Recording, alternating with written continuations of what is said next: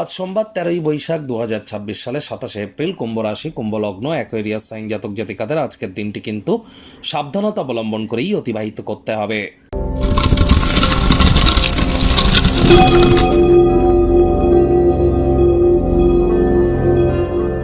ভিডিওটির শুরুতেই আপনাদের সকলকে রাজযোগ চ্যানেলের তরফ থেকে মোহিনী একাদশীর হার্দিক শুভেচ্ছা ও অভিনন্দন রইল। আজ আপনারা অবশ্যই ওম নমো ভগবতে বাসুদেবায় নমঃ এই মন্ত্রটি 108 বার জপ করুন, সকাল, দুপুর, সন্ধ্যা 3 বেলা।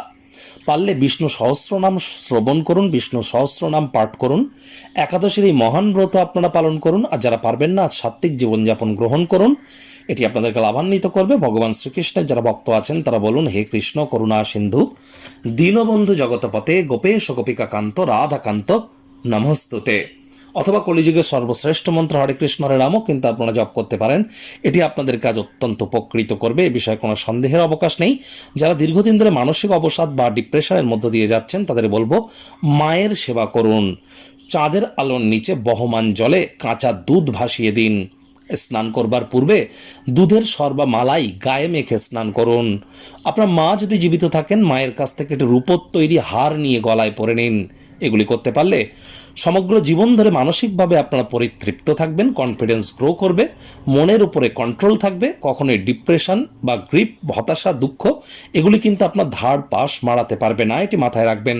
আর চেষ্টা করুন ব্ল্যাক বা ব্লু কালারের ড্রেসকে অ্যাভয়েড করবার এবং অফ হোয়াইট কালারের ড্রেস কিন্তু পরিধান করতেই পারেন।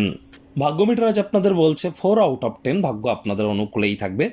আর্থিক দিকটি আজ আপনাদের সাথেই থাকবে, তবে বাদবাকি ক্ষেত্রে আপনাদেরকে অতিরিক্ত সাবধানতা, সচেতনতা অবলম্বন করে চলতে হবে। দেখুন, কোনো নেগেটিভ, নেতিবাচক কথাবার্তা বলতে কিন্তু আমরাও চাই না, তবে গ্রহ নক্ষত্রের হেরফের অনুযায়ী ইন জেনারেল ডেলি প্রেডিকশন আমরা প্রস্তুত করে থাকি। যাদের চন্দ্র রাশি কুম্ভ অর্থাৎ মুন সাইন অ্যাকোয়ারিয়াস, এই গণনা তাদেরই কিন্তু অধিকাংশ ক্ষেত্রে খাটবে। আর যাদের কুম্ভ লগ্ন তাদের কিন্তু আংশিক খাটতে চলেছে। কায়িক পরিশ্রমের কারণে শরীরে ক্লান্তি আপনারা অনুভব করতেই পারেন। ওজন বুঝে ভোজন গ্রহণ করুন, রাস্তাঘাটে সাবধানে গাড়ি ঘোড়া চালান। কোনো প্রকার নেতিবাচক অনুভূতির আশ্রয় ভুলেও যেন গ্রহণ করবেন না, হতাশা কিন্তু গ্রাস করতেই পারে। অর্থগত ব্যাপারে আয় ইনকাম বাড়বে, নতুন উদ্যোগ পরিকল্পনার পাশাপাশি নতুন নির্মাণ কার্যের শুরুয়াতও আজ করা যেতেই পারে। বেকার যুবক যুবতীদের বলবো, বেকারদের কিন্তু বেকার ভালো, চুপচাপ বসে না থেকে কোনো না কোনো কর্মের সাথে যুক্ত হন। আর্থিক অবস্থানের যেমন উন্নতি হবে, ঠিক তেমনই এক্সপিরিয়েন্স অর্জন করবেন, স্কিল সেটকে কিন্তু গেন করতে সক্ষম হবেন। নতুন উদ্যোগ পরিকল্পনা নির্মাণ কার্যের শুরুয়াতও করা যেতেই পারে, তাড়াহুড়ো করলেই কিন্তু ক্ষতি।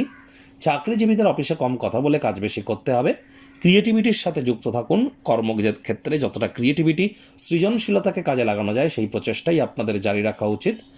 আজ আপনাদের মধ্যে যারা বিশেষ করে রাজনীতিবিদ আছেন তাদের ক্ষেত্রে বলবো, হার্ডওয়ার্ক, কঠোর কায়িক পরিশ্রমের কিন্তু কোনো বিকল্প নেই। শর্টকাট অবলম্বন করে খুব বেশি দূর এগোতে পারবেন না।